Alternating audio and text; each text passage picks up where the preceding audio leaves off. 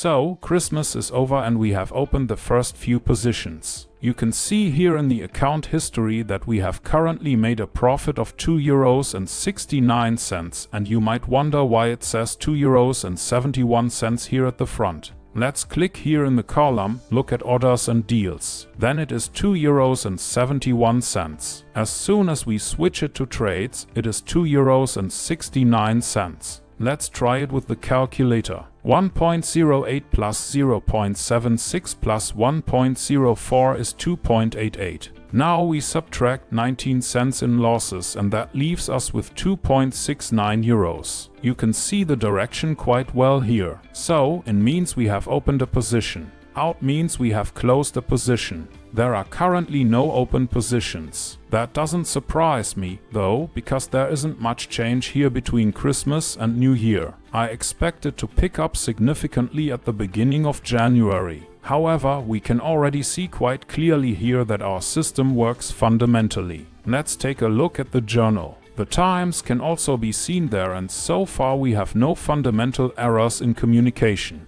So I would say that our system has passed the first real-time test, and we will then take a look in the next few days to see how things progress.